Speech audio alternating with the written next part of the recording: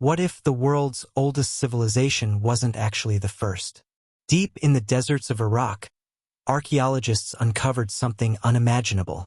Entire cities appeared fully formed, writing with no known origins, and mathematics so advanced that we still use it today. Yet no one knows where it came from. The Sumerians didn't gradually develop civilization, they inherited it. Their myths tell of beings who descended from the heavens to teach them. Their temples are aligned with stars that haven't moved in millennia. Their flood tales mirror those of cultures that never met. And everything, the cities, the writing, the knowledge, emerges in history all at once, as though civilization was launched in an instant. But who pressed play? And what happened to the original creators? If you've ever felt like human history has missing pieces, like we're living in the aftermath of a story we've forgotten, then you're about to discover something that will change everything. Buried beneath 5,000 years of accepted history is evidence that rewrites everything we thought we knew.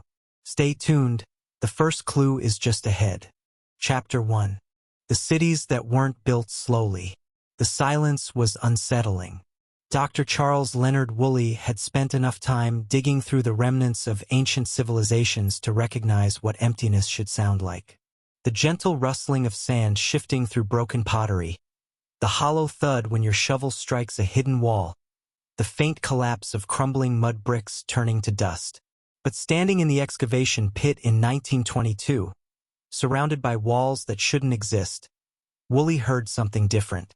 A silence that felt intentional, as though someone had carefully erased every sound that might explain what he was witnessing. 6 feet below, where he expected to find the scattered remains of humanity learning to build, he found something else entirely: perfection. Streets laid out in perfect grids. Drainage systems engineered with mathematical precision. Walls stretching straight and true for hundreds of yards, their foundations cut deep into bedrock, as if designed by builders who had never known failure. This was supposed to be one of mankind's earliest attempts at city building, but instead, it looked like someone had been practicing for centuries. Woolley pulled out an unmarked tablet from the dirt tax records, written in neat columns, cataloging grain shipments and livestock inventories with bureaucratic efficiency that could have been found in any modern office. The clay was still warm from the desert sun, but the knowledge pressed into it was older than anything human civilization was supposed to possess. Standing in that trench, holding evidence that defied explanation, Woolley felt the first crack form in everything archaeology had taught him about how societies begin. Cities don't appear like this. They emerge slowly, through trial and error, leaving behind the debris of countless mistakes. Collapsed walls, failed experiments, and the archaeological poetry of learning from failure.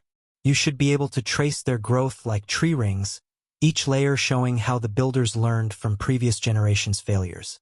But here, beneath 4 millennia of sand, was a blueprint that seemed to skip over that process entirely. The pattern repeated everywhere they dug. In Uruk, archaeologists uncovered a metropolis housing nearly 80,000 people, complete with specialized districts for craftsmen, merchants, and priests. Monumental ziggurats rose like geometric mountains, their stepped sides reaching toward the heavens with an architectural confidence that should have taken centuries to develop. Administrative archives recorded complex legal proceedings. Schools taught standardized curricula to young scribes. Workshops produced goods with industrial-level quality control. And all of this, every system, every innovation, every leap forward, appeared at once around 3200 BCE, as if someone had drawn up plans for an entire civilization and built it in a single coordinated effort. That evening, by the lamplight in his tent, Woolley spread out his sketches, struggling to make sense of what felt more like a magician's trick than a historical discovery. How could a civilization appear without any trace of development? The mathematics alone were baffling. The Sumerians hadn't just stumbled upon a functional number system. They had created something elegant. Their base 60 mathematics enabled complex calculations with fractions and large numbers, a system so sophisticated we still use it today when dividing hours into minutes and circles into degrees. This wasn't the kind of practical counting you develop while tallying sheep. This was abstract, theoretical mathematics, the work of minds that understood principles our civilization didn't rediscover. Then there was the astronomy. Night after night, Sumerian astronomers tracked the movement of planets across the sky with such precision it seemed impossible without telescopes. They knew Venus was a single object, regardless of whether it appeared as the morning or evening star. They could distinguish Saturn from the surrounding stars, despite its faint glow. They predicted eclipses and calculated celestial cycles with mathematical precision. Where had they learned to observe the sky like that? Who had taught them to recognize patterns that would take other cultures millennia to understand? At Eridu, the city the Sumerians themselves claimed was the first ever built, the mystery deepened into something bordering on fear. Beneath the main temple, archaeologists uncovered 17 construction layers, each one built directly atop the last. But these weren't the random additions you'd expect from a building that evolved over time. Every layer followed the exact same architectural plan, the same proportions, the same careful astronomical alignments. 17 times over centuries, builders had ascended these steps, measured these angles, and laid these foundation stones. 17 times they had chosen absolute fidelity over innovation, preservation over progress. It was as if they were afraid to forget something. Standing among those ruins today, you can sense the weight of that repetition, the obsessive precision of architects who refused to stray from a pattern they couldn't or wouldn't explain. What were they so desperate to remember? And what were they afraid to lose? The conventional story is this: around 3,500 BCE, nomadic tribes settled in the fertile valley between the Tigris and Euphrates. Agricultural surplus led to population growth, which created the need for social organization, ultimately resulting in civilization. It's neat, logical, and fits comfortably in textbooks. But when you dig beneath the surface, the evidence doesn't align. Where are the failures? The experimental phase when humans figured out how to build a civilization. Every other culture leaves behind this trail of learning. Pottery that gradually improves, tools that slowly evolve, buildings that grow more sophisticated over generations. In Sumer, the earliest layers show remarkable sophistication. The first unmarked tablets aren't primitive scratches, they're standardized records, written in organized script, complete with mathematical calculations and legal terms. The earliest irrigation channels aren't simple ditches, they're engineered waterways, with locks, gates, and distribution systems. It's as if the Sumerians began their civilization at version 5.0, never bothering with the messy process of learning what version 1.0 should have looked like. Perhaps the most unsettling discovery is what lies beneath Sumer's foundations, or rather, what doesn't. In the deepest layers archaeologists can reach, they don't find the ancestors of Sumerian civilization. They find nothing, not the natural emptiness of uninhabited places, but something that feels deliberately swept clean, prepared. It's like stepping into a house where someone has carefully removed all the family photos, leaving only faint outlines where frames once hung. The Sumerians seemed aware of this absence. Their creation myths don't describe civilization's gradual development. Instead, they speak of knowledge being handed down, complete and perfect, by beings they called the Anunnaki, those who came down from heaven. The language is telling. Not those who always were or those who emerged from among us, but those who came down. The wording suggests arrival, not origin, contact, not creation. According to these ancient texts, the Anunnaki taught humanity the arts of civilization: writing, mathematics, astronomy, engineering, agriculture, law. Every innovation appears simultaneously in the archaeological record, as if someone had simply downloaded an entire cultural operating system into human consciousness. Most scholars interpret these myths as symbolic, attributing mysterious knowledge to divine intervention. But what if the Sumerians weren't describing gods, but teachers whose origins were forgotten? What if they were preserving a memory of learning, not from divine beings, but from other, perhaps forgotten, creators?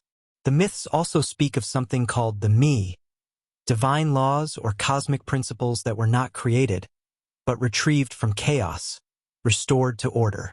The word rebuilt echoes through Sumerian literature like a confession. They weren't inventing civilization. They were reconstructing it. But from what and whose memory were they rebuilding it from? Standing in the ruins as the sun sets over the Iraqi desert, you begin to understand what's missing from our story of human civilization. We're not looking at humanity's first cities. We're looking at its first reconstruction project. And beneath everything, deeper than we've dared to dig, lie the blueprints for everything we think we invented. The original plans for civilization are buried, waiting in the darkness like a door we aren't sure we want to open. Because if Sumer wasn't the beginning, if it was just the first attempt to rebuild something that came before, then everything we've assumed about human history might be wrong. All of it might be the echoes of a memory we've tried to forget. If that's true, we have to ask, what are we really rebuilding? Who taught us the plans? And why does the thought of finding the original blueprints fill us with a dread we can't name? Chapter 2. The Script Without a Father. The clay tablet quivered in Professor Samuel Noah Kramer's hands, and for a moment, he couldn't tell if it was the tablet or his own fingers that were trembling.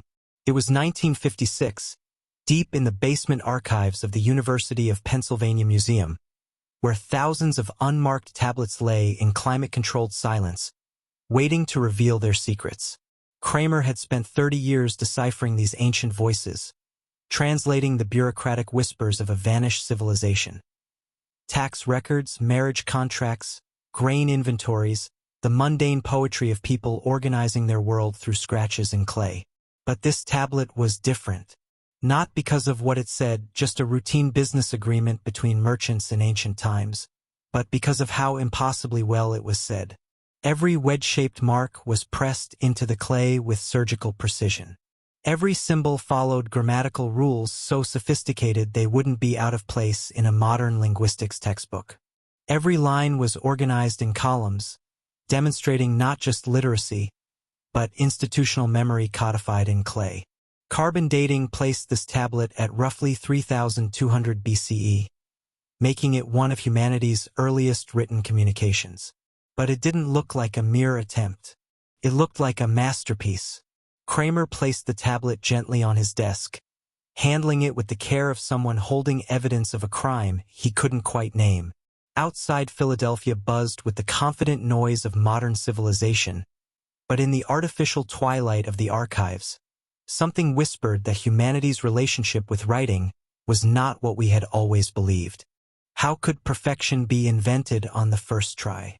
This question had been haunting Kramer for years, growing louder with each tablet he translated. Because the Sumerian script wasn't just functional, it was elegant. Not merely communicative, but systematic. A fully realized technology for capturing human thought, deployed with the confidence of people who had never witnessed writing fail. And that confidence was what disturbed Kramer the most. Languages are supposed to stumble into existence. They start with grunts and gestures, evolve into words, develop grammar, and slowly learn to represent abstract concepts. Writing systems should show more evolutionary debris, traces of people figuring out how to make marks represent sounds, how to organize symbols into meaning, and how to convert speech into something permanent. But the Sumerian record was surgically clean. Kramer walked to the archive's main catalog, his footsteps echoing in the underground chamber like whispers in a tomb. Row after row of tablets stretched into the shadows, each one witnessing the same impossible fact. Humanity's oldest writing system showed no signs of being young. He pulled another tablet from its protective casing, this one a legal document from Lagash, dealing with water rights between neighboring cities. The language was dense with technical terminology, legal precedents, and bureaucratic protocols. The syntax was flawless, and the vocabulary was precise enough to handle complex negotiations, involving multiple parties, standardized measurements, and conditional clauses. This wasn't primitive communication, it was institutional sophistication captured in clay. What disturbed Kramer most was that no one else seemed disturbed by this. The conventional story, the one taught in every archaeology classroom, goes like this. Around 3200 BCE, Sumerian merchants needed to track increasingly complex transactions. Necessity bred invention. Simple pictographs evolved into abstract symbols. Over time, these symbols began to represent sounds instead of objects, and eventually, writing emerged. It's a clean, logical story, satisfying, and it's wrong. Pictographs, when they appear in the archaeological record, don't show a gradual evolution into cuneiform. They show up sporadically, inconsistently, with no clear developmental relationship to the sophisticated script that suddenly appears around 3200 BCE. It's like finding a few random sketches and then claiming they explain the Sistine Chapel. The evolutionary stages are missing. The transitional forms don't exist. The obvious mistakes that should accompany any learning process are absent from the record. Just perfection emerging from nowhere, like a door opening in a wall you didn't know was there. Kramer returned to his desk, opening his translation notes, pages upon pages of careful analysis that had consumed decades of his life. The more he studied Sumerian grammar, the more he became convinced that these scribes weren't inventing a writing system, they were following one. The language displayed structural sophistication that seemed impossible for a first draft. Verb conjugations that managed subtle temporal relationships most languages take millennia to develop. Noun classifications that reflected deep philosophical thoughts about the nature of reality. Syntactic rules flexible enough to express everything, from mundane accounting to cosmic poetry. And all of it appeared simultaneously, as if someone had downloaded an entire linguistic operating system into human consciousness. He pulled up his translations of the earliest school tablets, exercises from the Adubaba, Sumerian tablet houses, where young scribes learned their craft. But even these educational materials troubled him. Students weren't experimenting with new ways to represent sound and meaning. They were memorizing thousands of lines of predetermined text, mathematical tables, legal formulas, religious hymns, astronomical observations, education as preservation, not exploration. What were they preserving? And why did preservation feel so urgent? In the growing darkness of the archive, Kramer found himself thinking about silence, the particular kind of quiet that fills spaces where important things have been deliberately removed. It was the same silence he'd noticed in the archaeological record beneath the earliest cuneiform tablets. No practice runs, no experimental symbols, no evidence of a civilization learning to write. Just absence and then suddenly perfection. The Sumerians had a word for their writing system, sar. It meant to write, but also to place in order and to remember. The same root appeared in words for preservation, restoration, and reconstruction, as if writing itself wasn't about creation, but about preventing something from being lost. Not invention, but salvation. Kramer closed his eyes and tried to imagine the first Sumerian scribe, sitting in some long-buried chamber, pressing a reed stylus into wet clay. What had that moment felt like? The thrill of discovery, the satisfaction of invention, or the weight of responsibility, knowing they were the last link in a chain that stretched back to teachers whose names had already been forgotten. The more Kramer studied these tablets, the more he became convinced that cuneiform wasn't humanity's first writing system. It was humanity's first backup drive. The myths supported this interpretation. Sumerian creation stories didn't describe writing being invented. They described it being recovered. Those cosmic principles that govern civilization, weren't created by humans. They were retrieved from chaos, restored to order, transmitted by the Anunnaki, those who came down from heaven to preserve knowledge that might otherwise be lost. Most scholars interpreted these myths as symbolic explanations for cultural innovation. But sitting in that archive, surrounded by tablets that whispered of knowledge too perfect to have been learned from scratch, Kramer began to wonder if the Sumerians were describing something more literal. What if they weren't writing creation myths?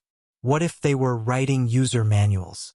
instructions for preserving knowledge that was already ancient when the first cuneiform tablet was pressed, guidelines for maintaining systems designed by minds the Sumerians could remember only in fragments and metaphors. He opened another tablet, astronomical observations that tracked planetary movements with mathematical precision that wouldn't be matched for thousands of years. The same scribes who recorded grain shipments were mapping the cosmos with a writing system sophisticated enough to handle both mundane accounting and celestial mechanics. From day one, what kind of culture invents writing and immediately uses it to map the stars? The kind that isn't inventing anything. The kind that's trying to remember. The silence in the archive pressed against him like a weight. Thousands of tablets. Millions of carefully pressed symbols. Centuries of preserved knowledge. All of it felt like an echo of something larger that had been speaking in a voice we could no longer hear. Then, form simply vanished from history. Not gradually, not through evolution into other scripts, but cleanly, as if its purpose had been fulfilled. As if the backup process was complete. Kramer leaned back in his chair and let the question form that would haunt him for the rest of his career. If the Sumerians were preserving rather than creating, what exactly were they trying so desperately not to forget? Because somewhere in the silence before the first tablet, something had been worth preserving. Something important enough to encode in wedge-shaped marks and bury in desert sand for future civilizations to uncover. Something we might still be trying to remember, one translated symbol at a time. And if that's true, if the world's oldest writing system was actually a preservation project disguised as an invention, then the real question wasn't how the Sumerians learned to write. It was who taught them what to remember. The night sky above Mesopotamia in 3000 BCE might hold the answer. Chapter 3. The Star Charts with No Telescope. BCE was darker than we can imagine today. No light pollution. No artificial glow obscuring the stars. Just endless blackness dotted with thousands of points of light. Each one a mystery waiting to be solved by minds that had never seen a telescope, held a compass, or even conceived of the wheel. Dr. Hermann Hunger understood this darkness well. He had spent 40 years studying ancient astronomy, translating Babylonian star charts in the climate-controlled silence of Vienna's Academy of Sciences. But on this evening in 1998, as he held a photograph of a tablet that would shatter everything he thought he knew about human civilization, Hunger felt the same vertigo that must have gripped those ancient skywatchers as they gazed into infinity. The tablet was catalogued as VAT 4956, a Babylonian copy of much older Sumerian observations. But what made Hunger's hands tremble wasn't its age. It was its precision. The tablet contained an astronomical diary for the year 568 BCE, detailing planetary positions, lunar phases, and stellar configurations. Yet, buried within these calculations was something that shouldn't exist. Mathematical accuracy that matched modern values to within fractions of a second. The synodic month, the time between full moons, was recorded as 29 days, 12 hours, 44 minutes, and 3.3 seconds. Modern astronomy gives it as 29 days, 12 hours, 44 minutes, and 2.9 seconds. A difference of less than half a second. Calculated by people who measured time with water clocks and shadows. Hunger set the photograph down and walked to his office window, staring out at the Vienna skyline while a question formed that would haunt him for years. How could this level of precision be achieved without instruments that wouldn't be invented for 3,000 years? Because this wasn't one lucky guess. The tablet represented the culmination of astronomical traditions stretching back to Sumer, a continuous chain of observation and calculation that began when writing itself was only a few centuries old. And every link in that chain exhibited the same impossible characteristic, accuracy that exceeded the tools available to achieve it. The Venus observations were the most unsettling. Venus doesn't behave like other celestial objects. It disappears from the sky for weeks, shifts dramatically between its morning and evening appearances, and follows an 8-year cycle so complex that most ancient cultures never recognized it as a single planet. The Greeks called it two different stars, Phosphorus and Hesperos, and didn't realize their mistake until the 6th century BCE. But the Sumerians knew. Not only did they understand that the morning star and evening star were the same celestial body, but they tracked its complete cycle with mathematical precision. The Venus tablet of Ammisaduqa, copied from older Sumerian sources, recorded 21 years of Venus observations with data so accurate that modern astronomers use it to date ancient chronologies. How does a civilization that's just learning to write immediately begin mapping one of the most complex planetary motions visible from Earth? Hunger pulled up his translation notes, pages filled with careful analysis of ancient astronomical texts.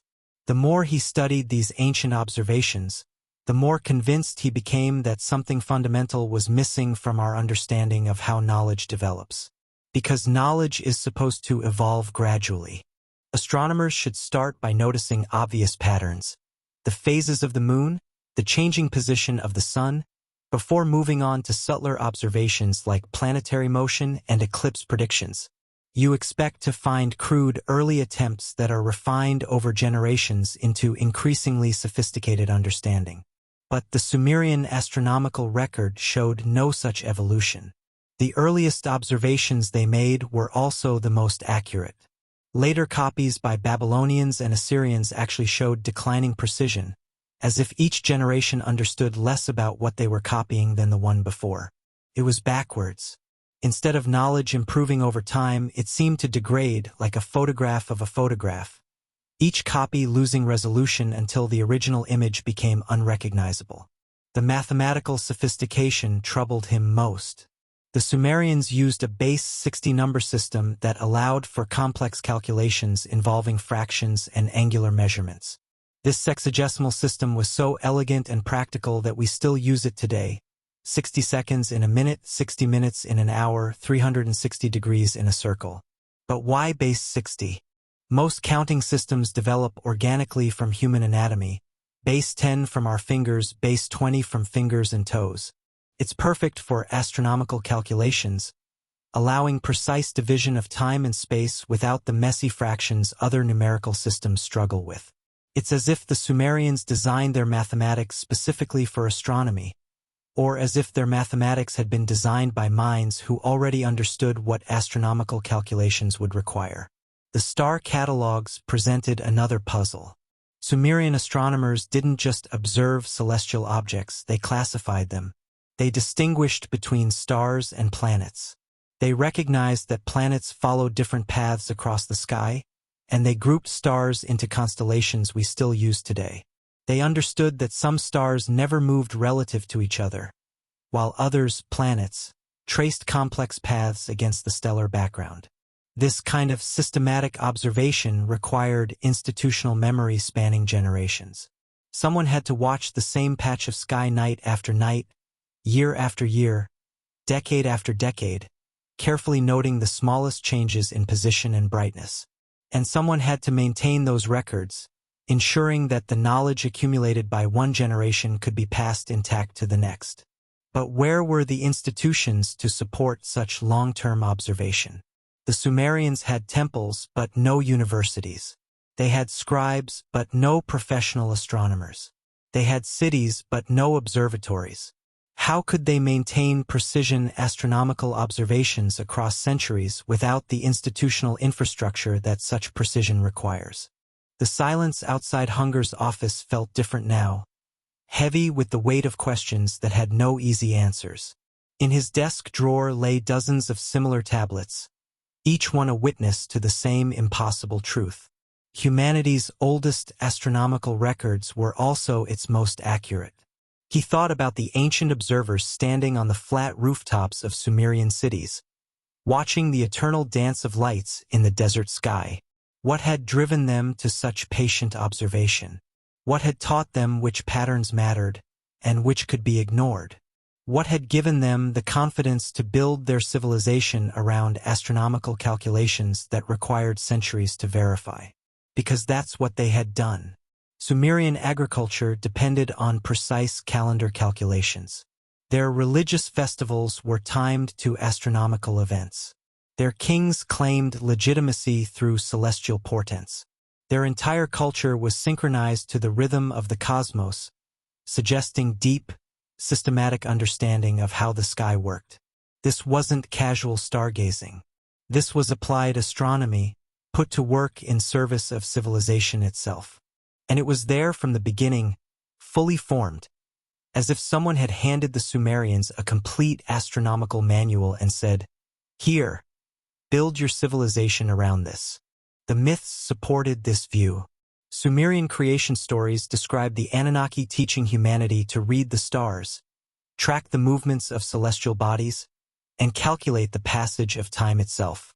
The god Marduk was said to have established the constellations and set the calendar that governed earthly affairs. Most scholars interpret these myths as symbolic explanations for cultural innovations. But sitting in his office, surrounded by tablets whispering of knowledge too precise to have been achieved through trial and error, Hunger began to wonder if the Sumerians were describing something more literal.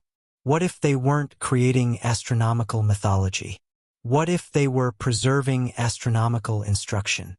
Because the alternative, that the Sumerians achieved mathematical and observational precision rivaling modern astronomy through nothing but patience and naked-eye observation, seemed to violate everything we knew about how knowledge develops. Knowledge is supposed to build gradually. It accumulates through countless small observations, refined over generations into increasingly sophisticated understanding. But Sumerian astronomy appeared fully formed, like a gift that came with its own instruction manual. The implications were unsettling. If the Sumerians hadn't developed their astronomical knowledge through gradual observation, then someone must have taught them. Someone who already understood planetary motions, eclipse cycles, and stellar positions with mathematical precision. Someone who had already solved the problems of celestial mechanics that would challenge human civilization for thousands of years. And if that's true, if Sumerian astronomy was inherited rather than invented, then we have to ask, who were the teachers? Where did they learn to read the stars with such precision? And why does their knowledge feel like an echo of observations made by minds we can no longer imagine, under skies we can no longer see? Hunger closed his translation notes and sat in the growing darkness of his office, listening to the silence that fills spaces where important questions have no easy answers. Outside, Vienna's lights blurred the stars into irrelevance, hiding the same cosmic dance that had captivated Sumerian observers 5,000 years ago. But those ancient watchers had seen something we have lost. They had possessed knowledge we are still trying to reconstruct. And in their careful recordings, pressed into clay tablets and buried in desert sand, they left us a map to mysteries we don't yet know how to read. Because if their eyes couldn't see what they recorded with such precision, we must ask, whose eyes did? And why does the thought of finding those original observers fill us with a sense of wonder and unease, just as it must have filled the first Sumerian astronomer, who realized he was mapping infinity with nothing but clay and starlight? Chapter 4. The number that still counts today. The digital display on your phone reads 2:43 p.m. 2 hours, 43 minutes past noon. 60 seconds ticking away in each minute. 60 minutes building up in each hour. 360 degrees marking the complete rotation of Earth that creates every day. Numbers so ingrained in our lives they're invisible. So embedded in the very fabric of modern existence that questioning them seems absurd. Like asking why water is wet or why gravity pulls downward instead of upward. Yet, Dr. Elenina Robson had been asking those exact questions for 15 years, and the answers were making her profoundly uncomfortable.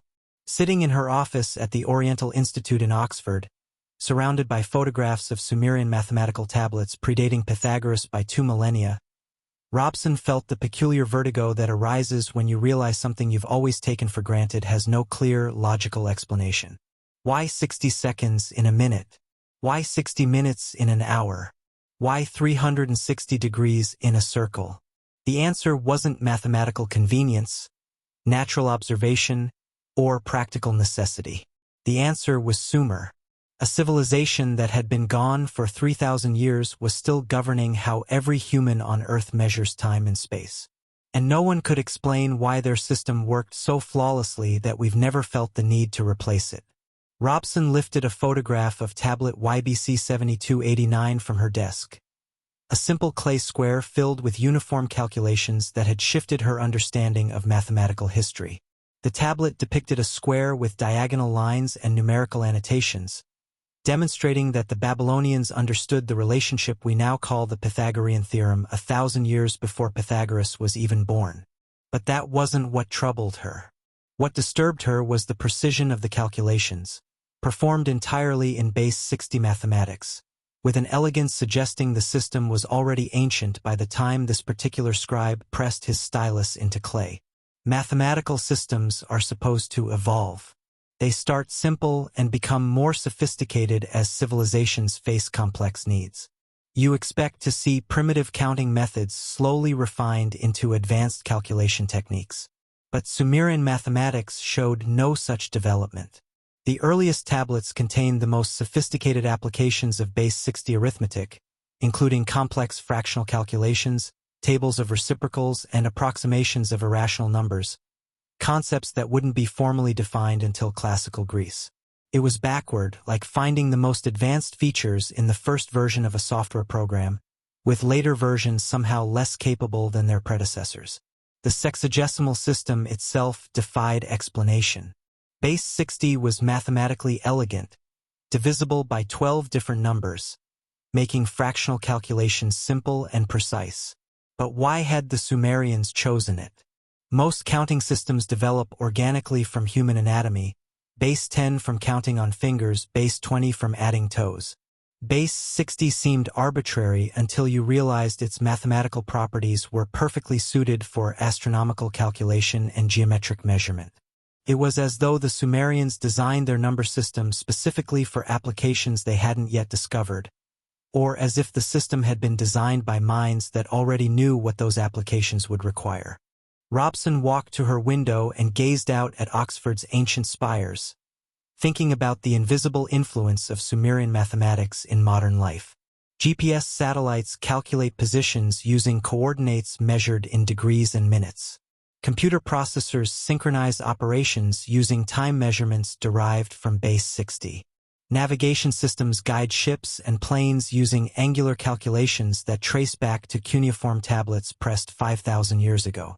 The entire infrastructure of technological civilization was built on mathematical foundations laid by people who had never seen an airplane, imagined a computer, or conceived of satellites orbiting Earth.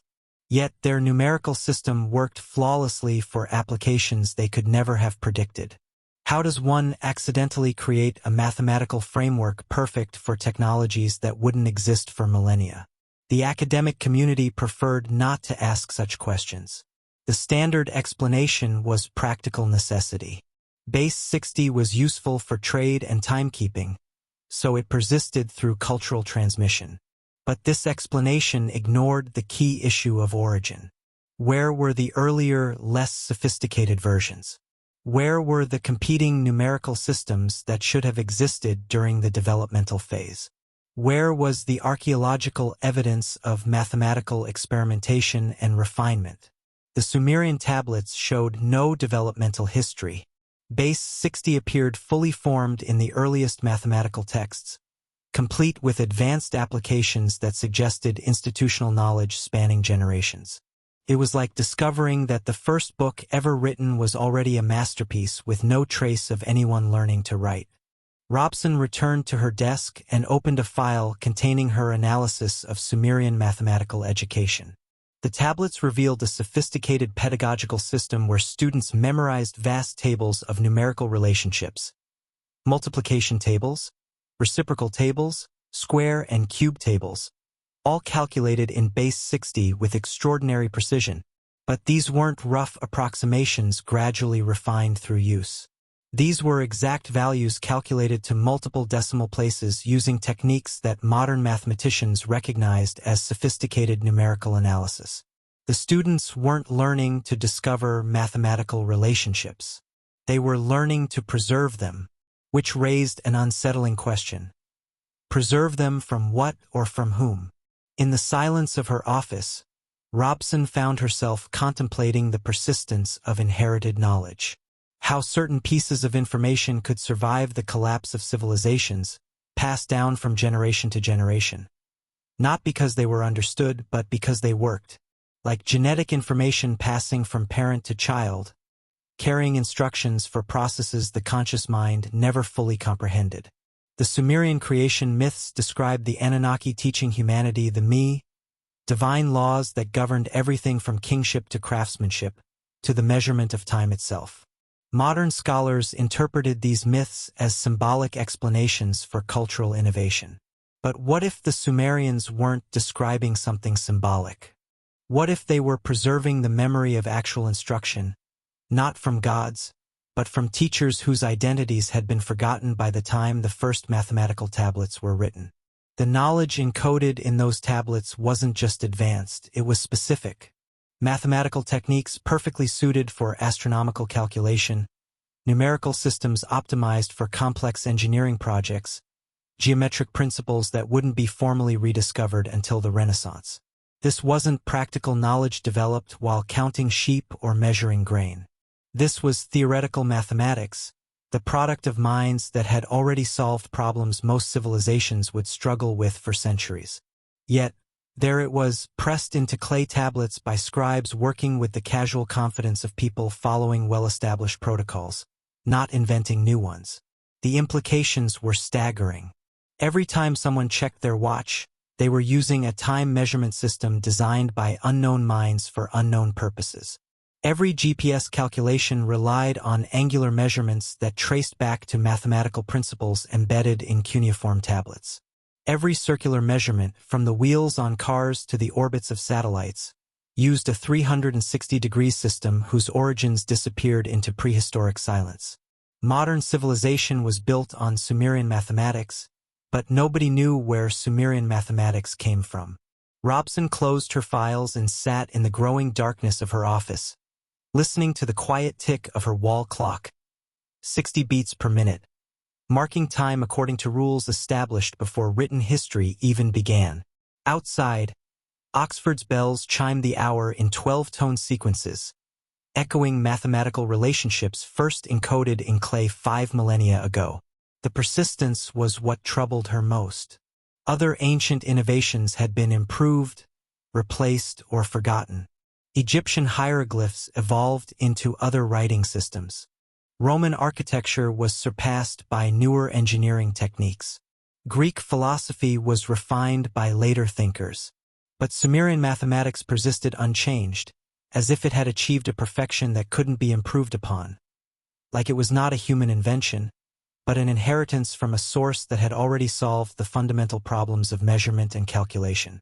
Which meant every second ticking by on every clock in the world was marking time according to instructions written by minds we could no longer identify, for purposes we no longer remembered. Following mathematical principles that arrived in human history fully formed and perfect. And if that's true, if the numbers governing modern life were inherited, not invented, then we have to ask, who designed the original system? What were they measuring so precisely? And why does their mathematics still work perfectly for applications they could never have imagined? Because somewhere, in the silence before the first cuneiform tablet, someone had established the numerical rules that still governed how every human being experiences time and space. Someone created a mathematical framework so robust it could survive the collapse of empires, the forgetting of languages, and the transformation of human civilization from mud-brick cities to spacefaring technology. Someone whose identity is now hidden behind 5,000 years of cultural transmission, but whose invisible presence can be felt every time you glance at a clock and see 60 seconds marking time according to their design. And why does the realization that we're still following mathematical instructions written by anonymous minds in prehistoric darkness feel more like remembering something we were never supposed to forget than discovering something new? Chapter 5. The Temples That Point to Silence. The shadow falls exactly where it always has. Dr. Margaret Whitney stood at the base of the ziggurat, watching 4,000 years of sunlight cast the same geometric pattern across the desert sand that it had every winter solstice since the temple was built. The ancient bricks, crumbling and sun-bleached, still cast their shadow with the precision of a sundial, marking time according to astronomical calculations pressed into clay when mammoths still roamed the earth. But this wasn't a sundial, it was something much more troubling. Whitney had spent 8 years studying Mesopotamian architecture, and the more she understood about ziggurat construction, the more convinced she became that these massive stepped pyramids weren't designed for the living. They were built to preserve memory itself, architectural monuments created to safeguard knowledge that couldn't be trusted to human transmission alone. The question that haunted her was simple. Memory of what? Because ziggurats weren't random feats of ancient engineering. They were instruments built with mathematical precision and astronomical alignment, suggesting that their creators understood celestial mechanics, principles most civilizations wouldn't discover for millennia. Every measurement had meaning, every angle served a purpose, every alignment pointed toward knowledge we no longer comprehend. The ziggurat of Ur rose before her like a man-made mountain, its stepped sides climbing toward heaven in carefully calculated proportions. 70 feet tall in its ruined state, it had originally soared over 100 feet into the Mesopotamian sky, its upper platform designed to track Venus's movements across the night sky. This particular temple was built around 2100 BCE under King Ur-Nammu. But Whitney's archaeological survey indicated it followed blueprints much older than its construction date.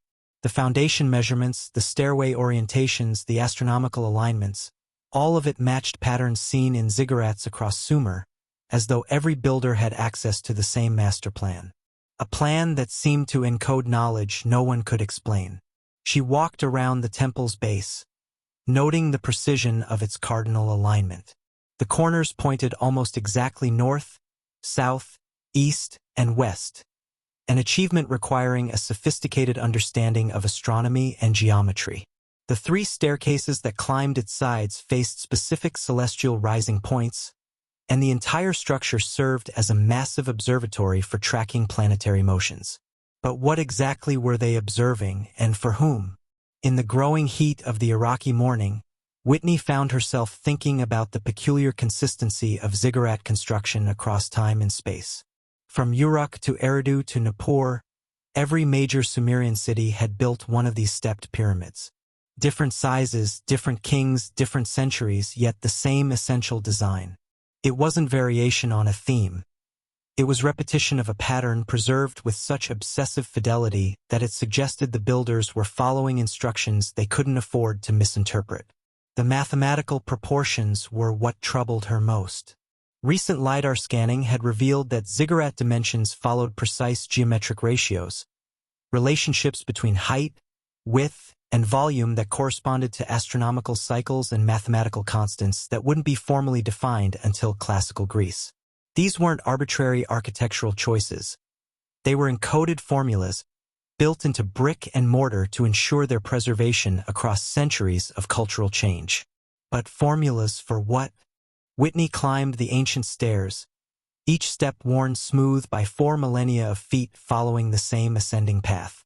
The climb was deliberate, designed to create specific sight lines and viewing angles that aligned with celestial events. Halfway up, she paused to examine a section of wall where clay tablets had been embedded directly into the brickwork. Astronomical observations literally built into the temple's structure. This was architecture as information storage, stone and clay serving as backup drives for knowledge that someone had been desperate to preserve. The view from the ziggurat's upper platform was breathtaking in its strategic clarity. The entire Mesopotamian plain stretched to the horizon, with sightlines carefully calculated to track the rising points of stars and planets.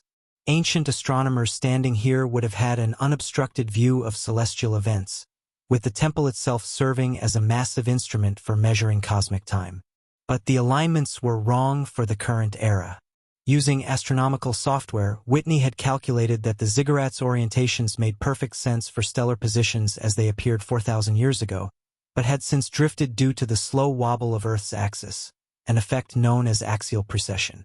The temple wasn't aligned to the present sky. It was aligned to an ancient memory of how the sky used to look, which raised an uncomfortable question. How had Sumerian builders known to account for precession, a celestial phenomenon so subtle it takes advanced mathematics and centuries of observation to detect. The silence on the platform felt deliberate, pregnant with the weight of questions that had no easy answers. Whitney pulled out her field notes and reviewed her analysis of ziggurat construction patterns. The evidence was undeniable. These temples followed design principles that seemed to encode sophisticated astronomical knowledge, mathematical relationships, and engineering techniques that appeared fully formed in the archaeological record. No experimental phases, no developmental stages, no evidence of trial and error, just perfection implemented with the confidence of builders following instructions rather than inventing techniques. The repetition across cities convinced her that ziggurats served a function beyond religious ritual. Each temple was essentially identical in its fundamental design, as if every Sumerian city had received the same set of blueprints and instructions for construction. The variations were cosmetic, different sizes, different decorative elements, but the underlying pattern remained constant. It was like finding copies of the same book written in different languages, preserving identical information through different cultural expressions. But who had written the original book? And why had preservation been so important that entire civilizations dedicated their greatest architectural achievements to maintaining its instructions? The Sumerian creation myths provided clues that most scholars interpreted as symbolic stories of the Anunnaki teaching humanity to build temples connecting earth and heaven. Descriptions of divine knowledge encoded in sacred architecture, references to cosmic laws, the may that governed everything from temple construction to royal succession. Whitney had always interpreted these myths as metaphorical explanations for cultural innovation.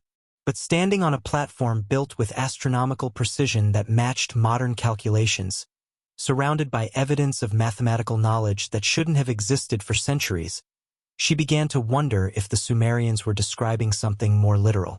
What if they weren't creating mythology about temple construction?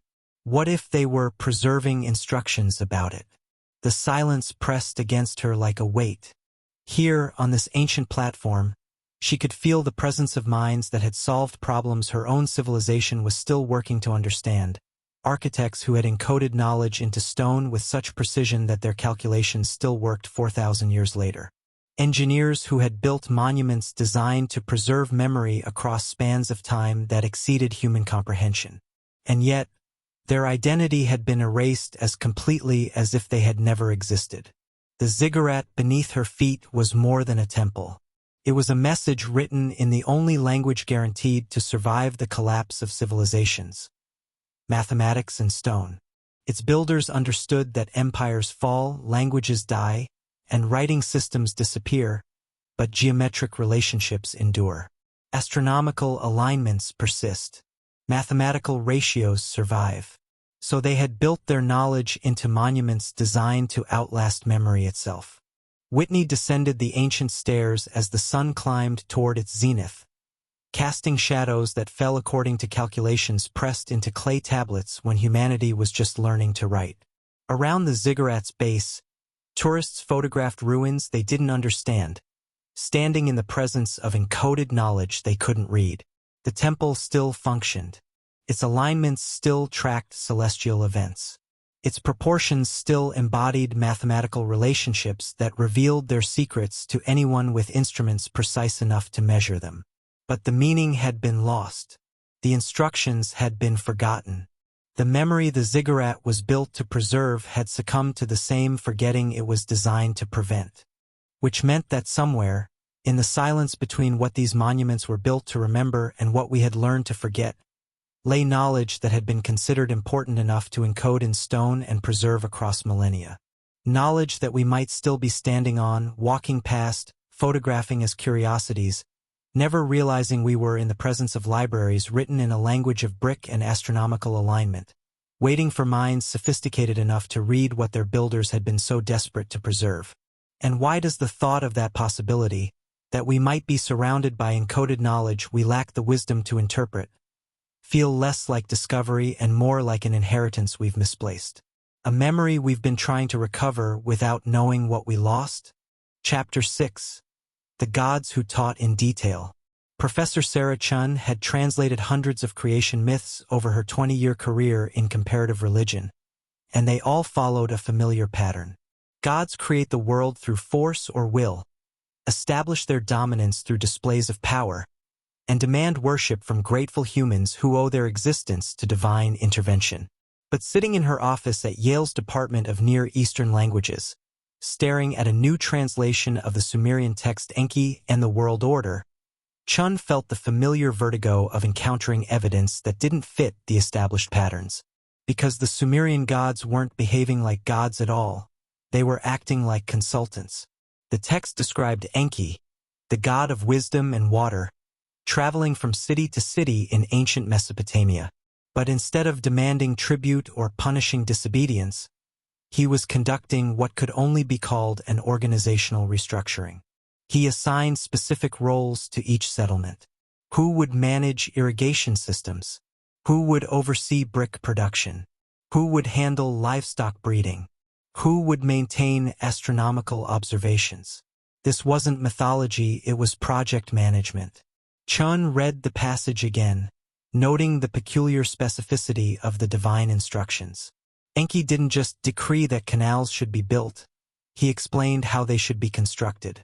He detailed the proper depth for irrigation channels, the optimal spacing between water gates, the seasonal timing for flood management. The text included measurements, angles, and technical specifications that read more like an engineering manual than religious poetry. Why were the gods giving tutorials? This question had been troubling her for months as she worked through the broader corpus of Sumerian literature. Every major figure in their pantheon seemed to govern not just abstract concepts, but specific applied knowledge domains. Enki handled hydraulic engineering and urban planning. Ninmah managed medical procedures and public health protocols. Nabu oversaw record-keeping and data management.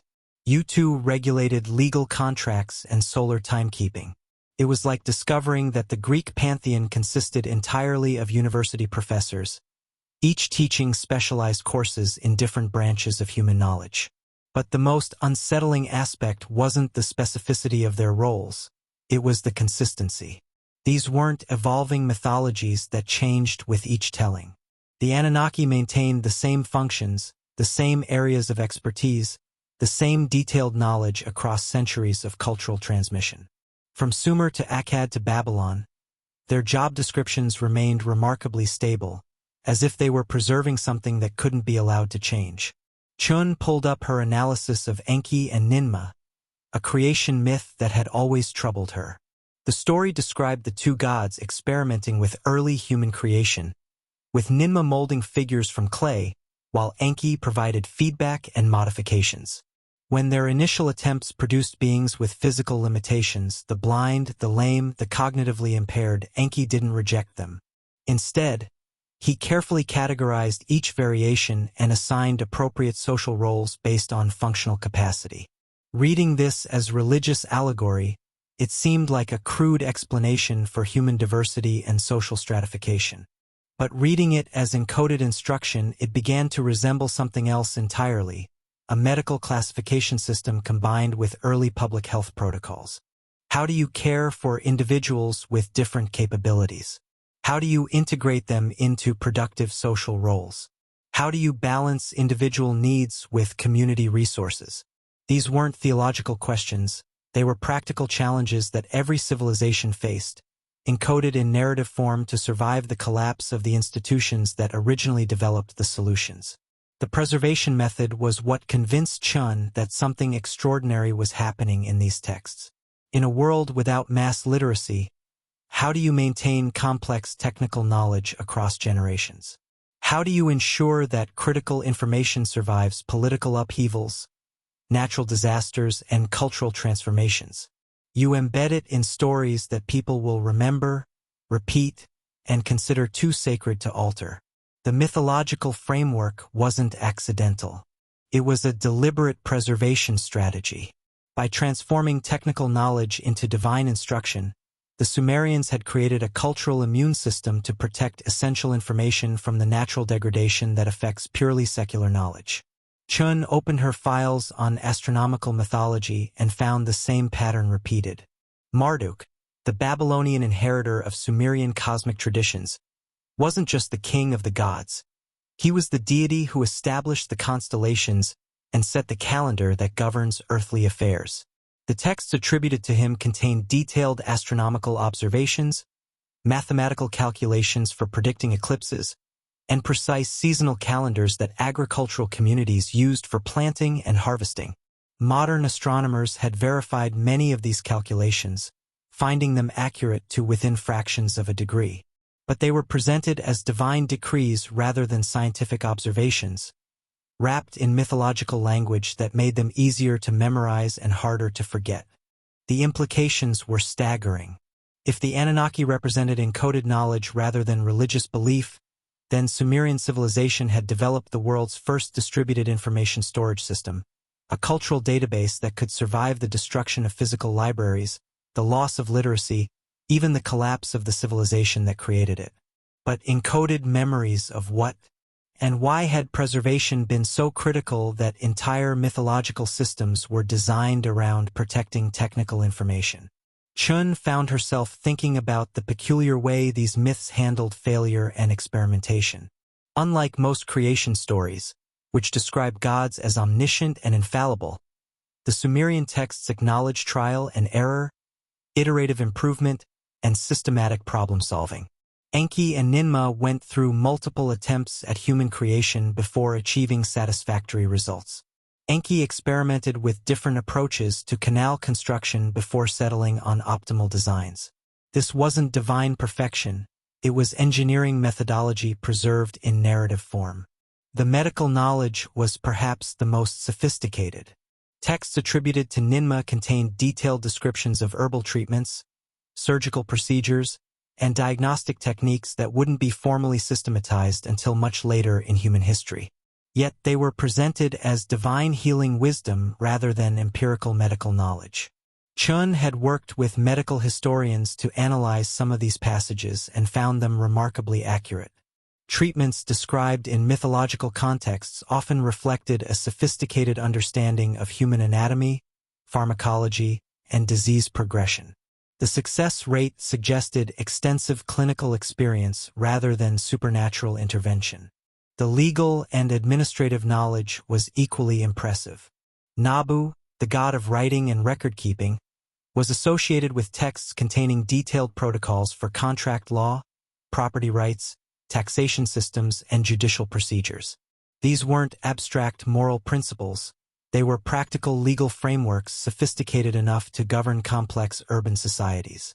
Modern legal scholars who studied these texts found them comparable to legal systems that wouldn't develop elsewhere for centuries. But they were preserved as divine commands, rather than human innovations, embedded in religious contexts that ensured their careful transmission across generations. In the growing silence of her office, Chun confronted a possibility that challenged everything she thought she knew about the relationship between religion and knowledge in ancient civilizations. What if the Sumerian pantheon wasn't a collection of supernatural beliefs, but a sophisticated information preservation system designed to maintain technical knowledge across potential civilizational disruptions? What if the Anunnaki were never meant to be worshipped as gods, but remembered as teachers whose lessons had been encoded in mythological form to ensure their survival? The preservation wasn't perfect. Over centuries, the technical content gradually degraded as the mythological wrapper became more important than the information it protected. Functions became personalities. Systems became superstitions. Instruction manuals became religious doctrines. But the core knowledge persisted, transmitted through ritual repetition and sacred narrative long after the original context had been forgotten, which raised the most troubling question of all. If these myths were designed as preservation systems, what knowledge was so important that it required such elaborate protection? What technical information was considered so essential that entire civilizations organized their religious practices around maintaining it? And why did the original teachers, whoever they were, believe this knowledge might be lost without extraordinary measures to preserve it? Chun closed her translation files and sat in the deepening darkness of her office, listening to the quiet hum of climate control systems, maintaining optimal conditions for the preservation of ancient texts. Outside, New Haven bustled with the confident noise of modern civilization, unaware that some of its foundational knowledge might be encoded in stories it had learned to dismiss as primitive mythology. But those ancient narratives were still there, waiting in archives and libraries around the world. Patient repositories of encoded instruction written by minds that understood the fragility of human knowledge and the necessity of protecting it against the forgetting that comes with time. Because if the Sumerian gods were really memories of human expertise preserved in mythological form, then we had to ask, what other knowledge might be hidden in stories we've learned to interpret as fiction?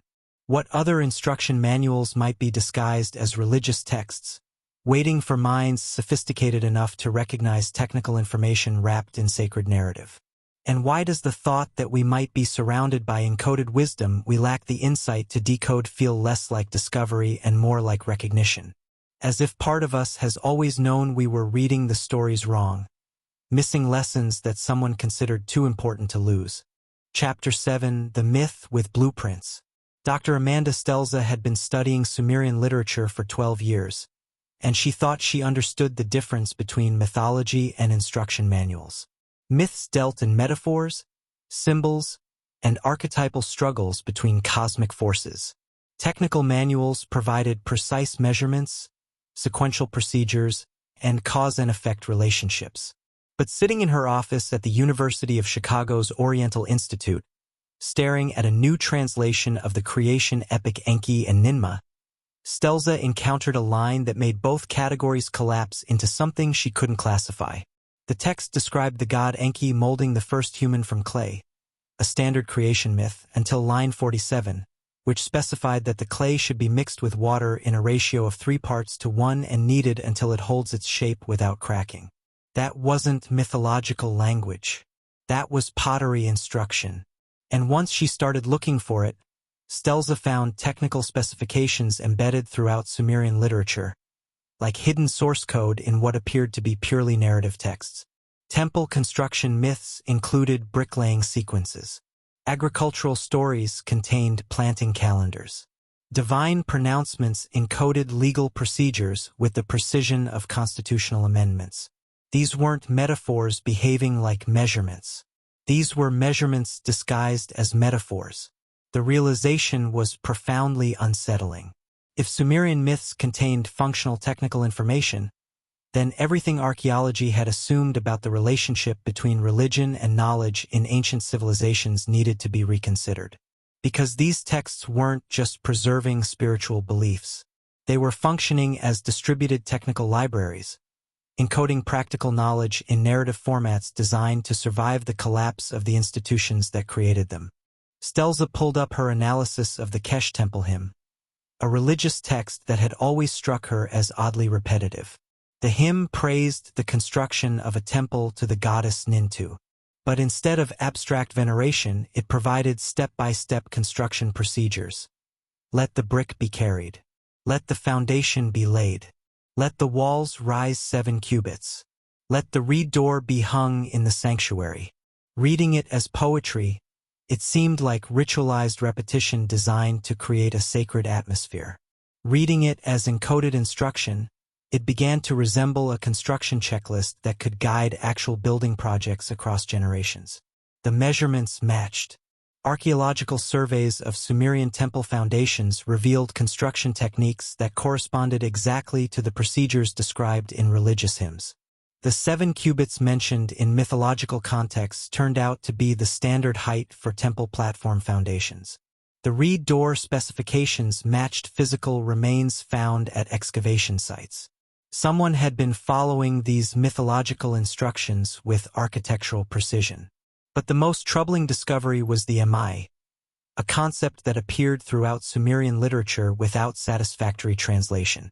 Scholars usually rendered it as divine decrees or cosmic laws, but Stelza's analysis suggested something more specific and disturbing. The Amai weren't abstract principles.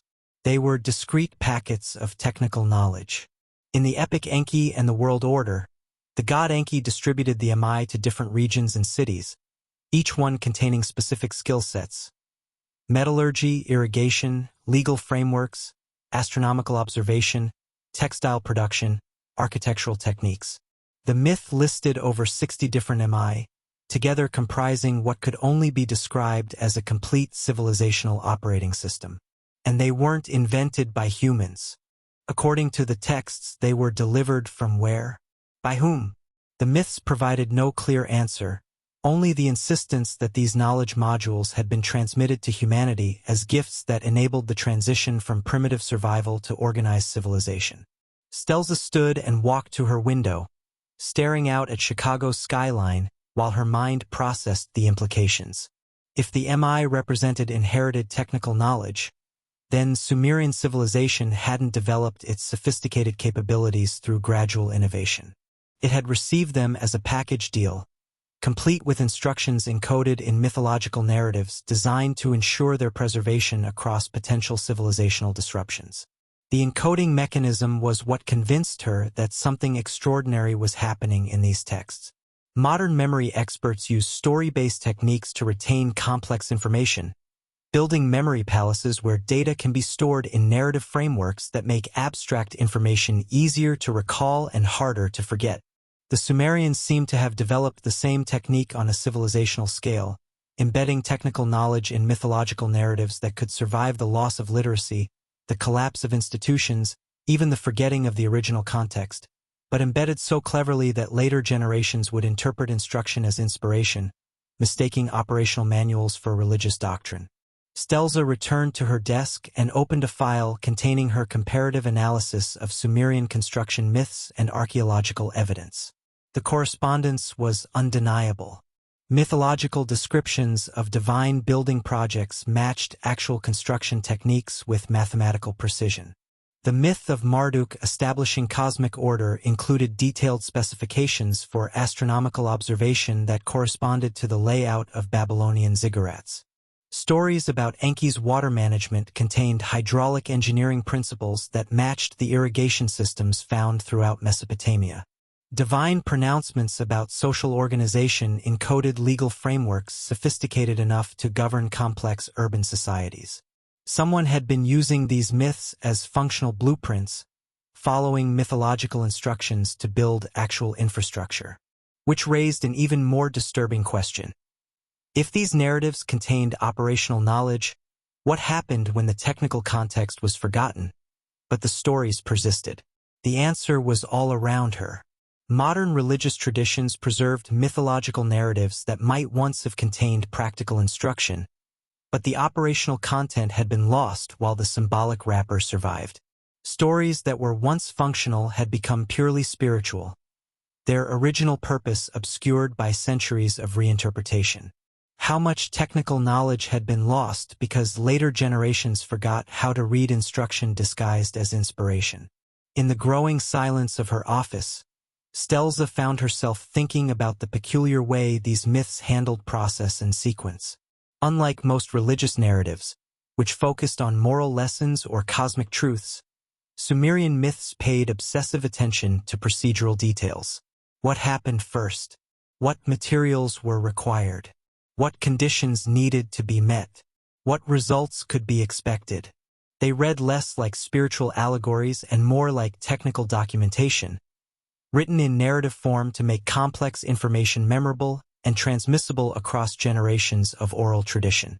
The repetition pattern supported this interpretation. Sumerian myths often contained multiple versions of the same basic story, with slight variations that preserved different aspects of the encoded information, like backup copies of critical files, ensuring that even if one version was corrupted or lost, the essential data could be recovered from alternative sources. The information was precise enough to function. Temple construction myths contained architectural specifications that worked when implemented. Agricultural stories included planting schedules that corresponded to optimal growing conditions. Legal narratives encoded judicial procedures that could govern actual communities. These weren't approximate symbolic representations. These were functional operational instructions that produced measurable results when followed correctly. Stelza closed her analysis files and sat in the deepening darkness of her office, listening to the quiet hum of climate control systems, maintaining optimal conditions for the preservation of ancient texts. Around her, thousands of clay tablets and papyrus fragments preserved the written remains of civilizations that had risen and fallen across millennia. But how much of what we called mythology might actually be technology? Operational knowledge encoded in narrative form by minds that understood something about the fragility of human memory and the necessity of protecting critical information against the forgetting that comes with time.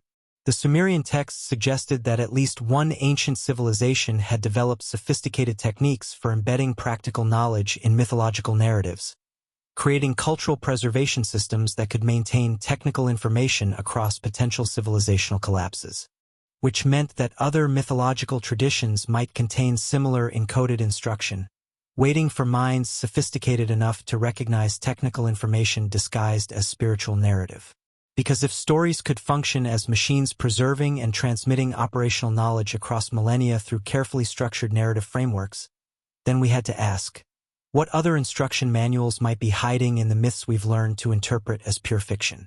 What other blueprints might be concealed in the stories we tell ourselves about gods and heroes, waiting for archaeologists and linguists clever enough to recognize that some narratives were never meant to inspire belief, but to preserve the practical knowledge necessary for rebuilding civilization itself? And why does the possibility that we might be surrounded by encoded wisdom we lack the insight to decode feel less like discovery and more like recovery? As if part of us has always known we were reading the blueprints wrong. The story doesn't begin with creation.